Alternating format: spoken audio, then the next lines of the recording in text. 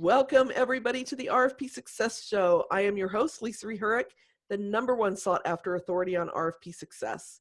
And as you know, every week we bring you information, strategies, or resources to help you win more business through RFPs and hopefully have a little bit of fun doing it. So let's get this week's episode going. This week, I am excited to welcome Matt Wolach. He's president of a company called Synlio, right here in my own backyard in Scottsdale, Arizona. And this is kind of exciting because I really love to bring in different resources that give different perspectives on the whole world of RFPs. And Synlio is going to do that, and Matt's going to give us some really great insight. So Matt, welcome to the show. Thank you, Lisa. Happy to be here. Great. So let's just kick it off by having you tell us a little bit about your background and what it is that you do. Sure. Well, a little bit about me is I have some experience in HOA management, community management. Years ago, worked for a very small startup company in managing homeowner associations around Arizona.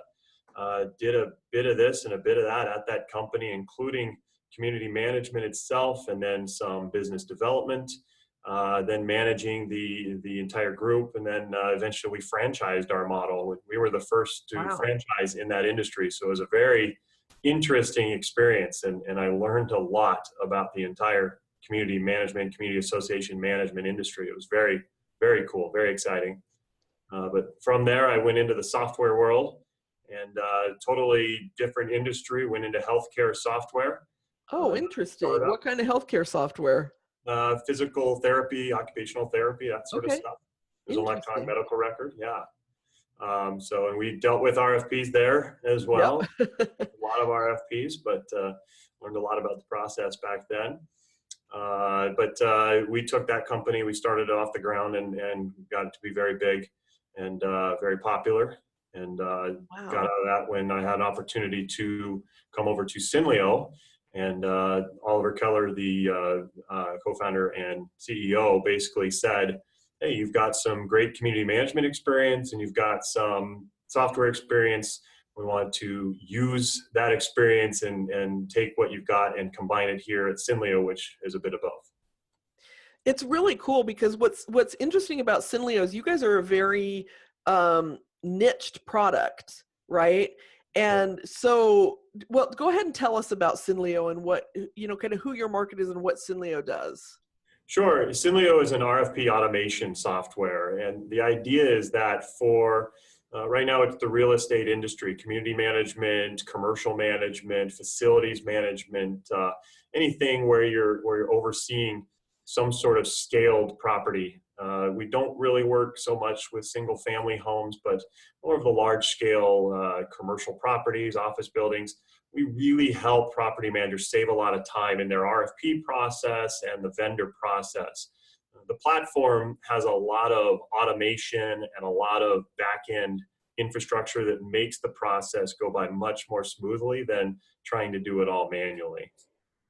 Yeah, and you work, like Synlio works on both sides of the fence, right? On the vendors who are creating the RFPs to get bids and then also to help people respond better. Is that correct? Yeah, that's right, Lisa. So essentially the system helps both sides, and that's really what we're doing. That's kind of where our name comes from. Syn in Synlio is connect in Greek. So basically what we're trying to do is connect the buyers and the sellers and make their jobs much, much easier. So not only do we help the property managers, but we also help the providers find more business and then have better chances at winning business for their company. So if you're a landscaper, if you're a roofer, or an asphalt company, anybody who services buildings and facilities, Synlio can help you attract more business and win more business.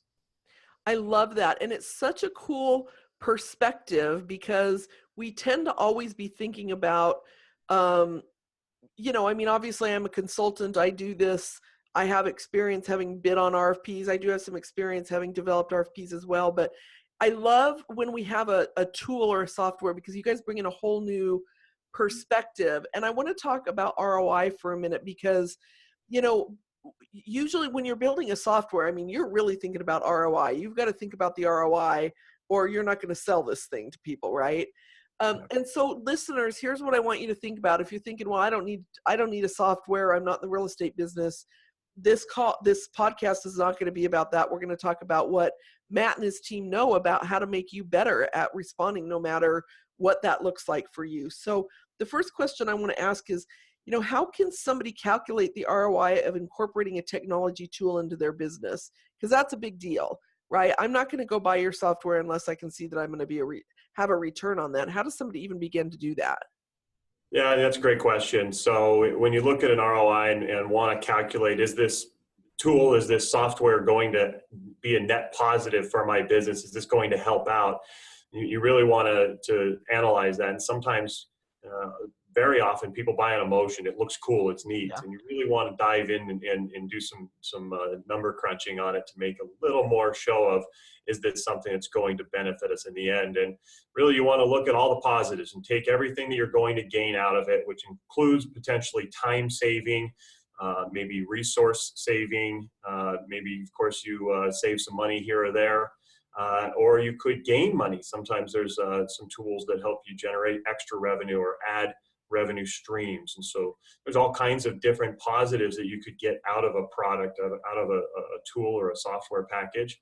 And then you look at the negatives and you say, okay, well, what's this going to cost us? Obviously, you're going to have some financial costs, but also resource costs. Yeah. A lot of setup that can happen with some systems, and then all kinds of other outlays and expenditures you may have around that, including, of course, if it's a software package and not everybody has a computer, then you need to get devices for everybody. So maybe you need to upgrade devices. There's all sorts of things True. Yeah. which some people don't think about. So doing a full ROI, of course, depending on the size of the deal. If you're looking at a $29 system, then Right. you may not need to spend a year analyzing that. But if you really are getting a solid system that's going to be a big time financial cost, then you really want to make sure you calculate an ROI. And when you look at ROI and you say, okay, well, we've calculated it, now what? Well, if it's a one-to-one, if you're gaining exactly what you're putting out for it, then it's probably not going to make sense. Yeah. You really want to get to at least a 3 to 4 ROI return, 3 to 4 times what you're spending, what you're outlaying in order to make that a successful venture. And some software is so successful that it can return much, much more than that. And in fact, with Synlio, we do ROI calculations for a lot of our prospective members when they're thinking about joining Synlio. And it's funny because our calculation comes out to 12 to 15 times more than what they're outlaying. And so people are getting an extreme amount of value out of it. And it actually kind of, when we do calculations like that, it kind of hurts us because people don't believe it. They can't believe it's true. It looks too good to be true, but it is. The system does that, it delivers that. And so depending on the software package, you can find some really nice returns. Well, it's interesting because process is really important, right? Like, I don't know about you guys, but I hardly ever talk to anybody that when I say that I work with RFPs, they don't roll their eyes and go, oh my God, I hate them. I have to do them, but I hate them, right? Exactly. There's very few people out there that love them because we're working with a deadline and things get ugly. And that process is so, so, so important. Why do you guys feel like everybody knows why I think it's important, but why do you guys think a consistent, reliable process, of course, your software is going to be part of that, right? From your perspective, but why do you think that process is so important? Yeah, I mean, process is huge. And especially in the RFP world, the challenge is many companies don't have a consistent company-wide process in RFPs. And it's really kind of surprising. And right. We were shocked at that when we first launched and came out and started talking with all these companies. There's big commercial management companies, big homeowner association management companies, and we were shocked that they don't have a process for something that they're outlaying millions of dollars a year on, and they haven't designed something consistently across their organization. Right? Isn't that crazy? I find that crazy too. Yeah. It is crazy, and it's shocking, and it is so important. And we had to do some education with them on that and to explain how important it is. I mean, if you think about it, if they have, a dozen or hundreds of community managers or property managers scattered about, Of course, you're going to have the veterans that know what they're doing and they've developed this experience over time and know a bit about, working with this industry or that industry in terms of what they're looking for. But of course, veterans also may be set in their ways and may not have updated their thinking to new trends and new ways of doing things or adapted. And so that can be a challenge. You also have rookies, the new people that you've just hired who don't have a lot of experience and they don't really know how to deal with an asphalt company, or what do you ask a roofer? How good is your roof? Well, it's good. It's hard. I don't know what, what do you Right, say? right. So, there's all kinds of variable levels of knowledge within an organization. And so it's really important to have a set process so everybody across the organization knows how they're going to follow the path and how they're going to create great RFPs and deliver really good results with accurate bids for their properties. And I would guess that it's really hard to pull a software in if you don't have a prescribed process, because like, do you find that a lot of people are looking for the magic bullet and they think the software is going to solve all their problems? Like, if I take this pill, I'm going to lose 20 pounds overweight overnight. I'm going to lose 20 pounds overnight, right? That quintessential magic pill. Do you find people think that and then they kind of crash and burn? Yeah, so that happens a lot where if you say, okay, well, I know I need a process now, I've learned, let me get this tool, let me get this package. We see it here with Synlio, let me get, this new software and then we're good, right? Yeah. There definitely is an investment in terms of the staff in order to commit. Yeah. And with anything that's new, it's going to be tougher at first as you get used to it because you're used to doing things one way. And this is a slightly different process. Even though it might be more efficient, it's a little bit different. And so there is a mental aspect to it of saying, hey, I'm going to commit. I'm going to make sure that I do this every time.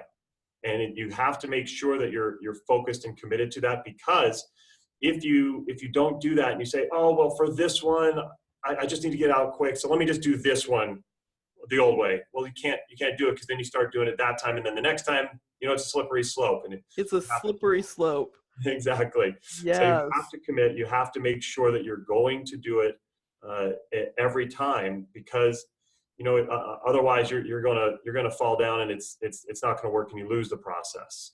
Yeah, and you get burnt out, which is where so many people get to, and it's, again, this is a sales effort, right? This is their business development. Why do you think so many people are afraid of process?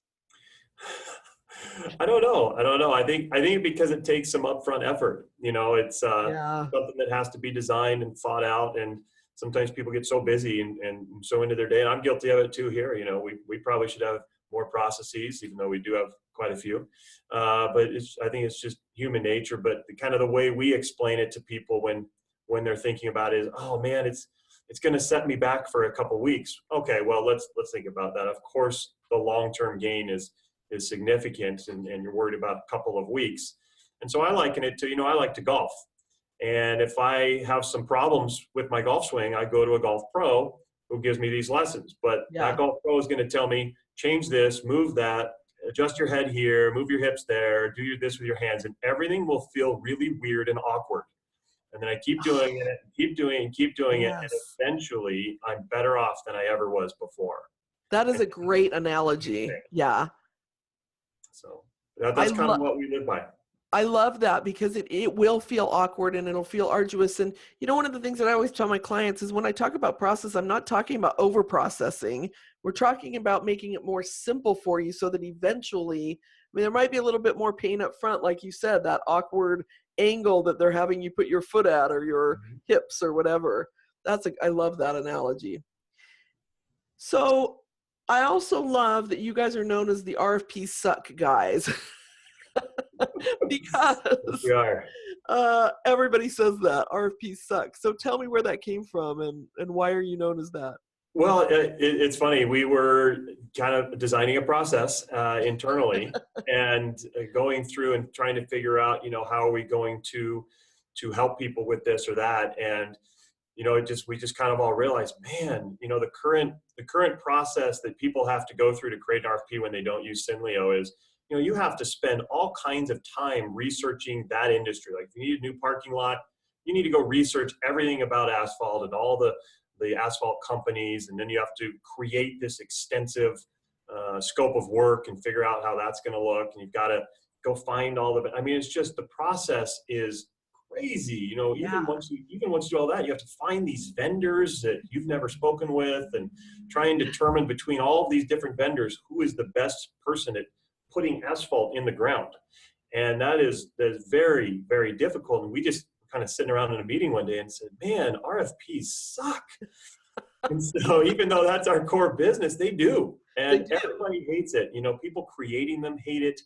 People responding to them hate getting them. And it's just a process that nobody feels good about.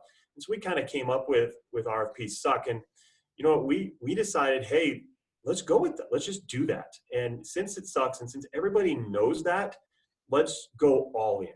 And so, we launched it at a conference and we created a hashtag RFP Suck. And we made bright purple shirts that had this on there. And we were a little nervous saying, man, we're going to wear these shirts that say the word suck on it to a conference. And we knew it was risky, but we also knew it was bold. And I'll tell you what, we went to this conference and it was huge. It was a huge, huge victory. We stood out. Everyone else, every other vendor was in suits and ties, and we were the only ones that had any sort of difference. And so everybody flocked to us. Everybody wanted the t-shirts. I know. I'm like, I want one. How do I get one of those t-shirts? And so we had the next conference we went to. Of course, everybody came by, and we were ready that time. We only had t-shirts for us the first time, but the next time we had hundreds of them ready for everybody. Wow. So now these shirts are all over the place, and everybody's talking about it. And they did hashtags for it, and it's been a really, really cool win that we just kind of said, you know what? RFPs are long and arduous and hard, and they suck. So why would you want to do them? That's why the system is so nice. Synlio automates it so that you don't have to do them. Yeah. I love that so much. And you know what? There's another message in that too. For people that are responding to RFPs, I tell people all the time, and if you followed me at all, or if you read any of my book or anything like that, you'll know that I am like, no more boring RFP responses. Like, come on, sometimes you've got to take risks, and sometimes you've got to put yourself out there in a different way.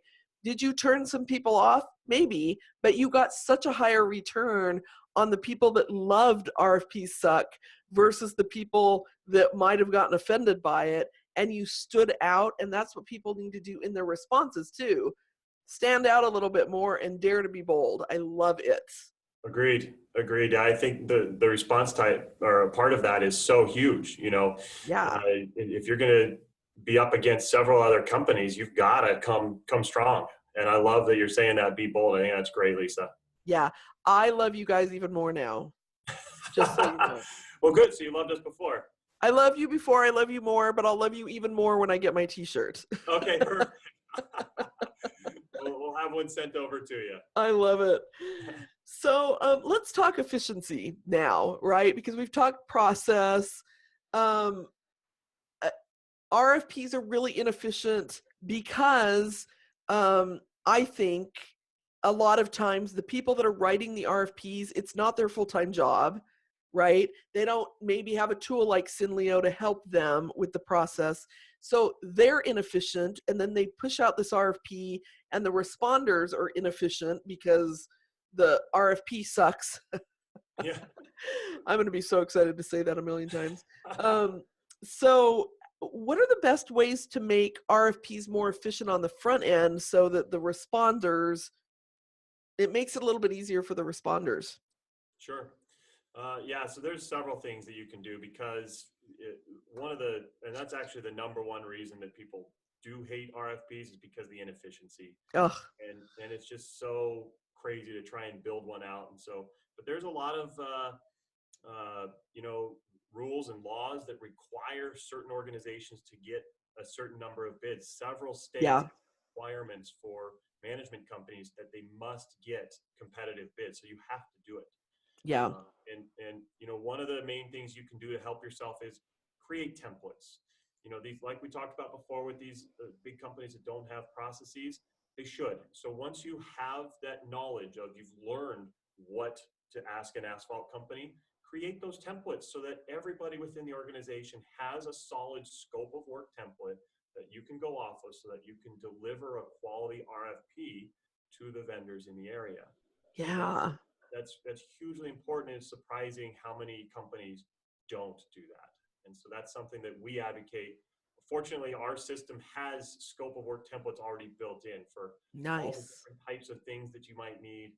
It's already there. We've designed it with our community management expertise in-house, along with the vendors in the area. So we said, hey, how do you differentiate? How do you, juxtapose against other companies, and what should we ask? So we've come up with these templates that have been very well proven and do very well to help companies. So that would be number one. Just make sure you have the necessary efficiency gains of templates and scopes of work that everybody in the organization can use. Yeah, I love that. And I love too thinking about, you might not even get it right the first time. Maybe you need a couple of iterations, but if you put an RFP out, like what were your biggest pain points when you were evaluating that, Mm-hmm. that you were struggling with, that you need to tighten up for the next RFP that you send out, right? Yeah, that's huge. I mean, don't stop there, and don't just think you're done. You got to Yeah, exactly. constantly iterate. Yeah, exactly. So, if you get some feedback one way or the other, use that and grow and make sure the process improves. And so, we do the same thing when we have a template. It's constantly evolving. Yes. Trends come out, or somebody says, "Hey, what about this?" Or I had this experience. Then our templates are constantly updated here in our system so that our members have better experiences as they go. Okay. Cool. I love it. I love it. So, what do you see as the biggest mistake companies make when they're creating an RFP? Yeah, I mean, there's a few that people make. It's nice to have a hand to hold while you're doing one, but there's several. But I'd say the biggest thing is really bad scopes of work, and Yeah. and there's a few different mistakes that they can make on that. One of them is there's not enough info. They just put a couple questions and that's it, and they think that that's good. The problem with that is, of course, you just follow that path logically. You can see that, of course, everybody's going to respond, and then you think, okay, that went really quickly. But then once a company gets selected and gets in, you didn't outline exactly what you need them to do. You didn't specify precisely what you were looking for. And so Yeah. when they get in place, they start doing things their way, and you never describe the way you wanted it. And so you either have it wrong, or you tell them the way you want it, and they have to change it, and there's an up cost. And so you're actually paying more than what was quoted on the RFP. And so that not putting enough information into a scope of work is dangerous. The other thing that you want to avoid is the opposite, too much. So Yes. if you go Oh, too big and your scope of work is giant, and I've seen them, trust me, I've been on the receiving end of that. The people who get that and they see an RFP that's just huge, there's very little incentive to them to want to reply to that, and it's very difficult to want to respond and do anything with that, because it's just annoying and obnoxious. yeah. So the other thing is, you got to be specific. When you're creating a Yep. scope of work, we talked about the templates. Templates are fantastic, but make sure that template is just a template and not a end all be all. If you get into a specific project, take the template, but then modify it for that particular project, for that particular service that needs to happen for that, in our case, property. Like, for example, if it's a landscaping RFP and your template says clean the ramadas, and your community has no ramadas, that's going to look weird. So don't. Right, right. Yeah, So and those then are it things that also makes it, goes with that. yeah, and then it makes it harder for the evaluators to actually score, because every company is giving you something different. Yeah, exactly. But excellent scopes of work. That's where you come in, right, Lisa? Right. Yes. They Yay. can talk to you. All right. So then on the flip side, on the other side of the fence, what do you see as the biggest mistake that people make in responding to RFPs? Well, the number one mistake I would say is not responding. I know that's kind of jumping around the answer, but when you get an RFP, there too many times I see vendors that don't respond for a variety of reasons. Maybe they're too busy in their own, day to day, and they forget about it. Maybe the property manager doesn't remind them, or they don't think they're going to win it, which happens a lot. But shockingly, we're able to kind of monitor all these RFPs, and sometimes there's only just a few vendors that respond. And so the chances of winning can be very big. And if more vendors knew, hey, I have a really good chance at this, then they'd probably respond more often. So you never know when the well is going to dry up. So definitely respond every single chance you get. Even if you don't win it, you put a good foot forward. You showed a good showing for that property manager so that the next time they may choose you. What do you say to people that are like, well, most of the time they're already wired for somebody else? Yeah, I mean, that's a great question. And one of the things that Synlio does is it gives property managers the opportunity to choose their own vendors, so that if they have, people they've worked with and trusted for a long time, they can do that. But Synlio also introduces new vendors. So one of the things that we have is a network of thousands of vendors all around the country. And cool. if they don't have enough vendors, or if they need more bids, which happens very often, our system will go find vendors and bring them into the RFP for them, so they don't have to go flipping through the phone book looking for people. Got And it. so with that, they have both their own vendors and the ones we've introduced. And funny enough, Lisa, what we've found through our statistics, over 58% of the winning bidders were the ones that we introduced to them, not their own. Really? Yeah, so that's something that Wow. everybody kind of has a fear of, says, oh, they're just going to choose their guys. Well, actually, most of the time, they choose somebody they never even worked with before. See, I find that too. I find that, I think there's certain industries that that's very true with, but I think that people nowadays, they're really looking for the best solution. They need the value. They've got to pick the best of the best, and it's not always somebody that they know. And if you aren't in the business and you're trying to break through, you're going to have to start bidding on some of this stuff to get your name known. And like you said, to get them to know who you are and what you offer, even if you don't win right out of the gate. Yeah, and I think a lot of the reason we could be seeing those results is because of what Synlio does. One of the things that the program has is an amazing comparison matrix tool that auto-generates, so that when you get bids back, those bids are automatically lined up side by side, company A, company B, company That's C. cool. So they can see exactly, yeah, it's done automatically. And so they can see really explicitly which bid is the best bid for that company or for that project. And so it's not about, hey, this is my buddy who took me to lunch. It's more about how obvious it is that this is the company that should be chosen. That's really cool. I love that statistic so much. And it's really cool if listeners, if you're out there and you've got a company that fits with Synlio, you need to call them right away, because I love that comparison. Like, holy cow, that's huge.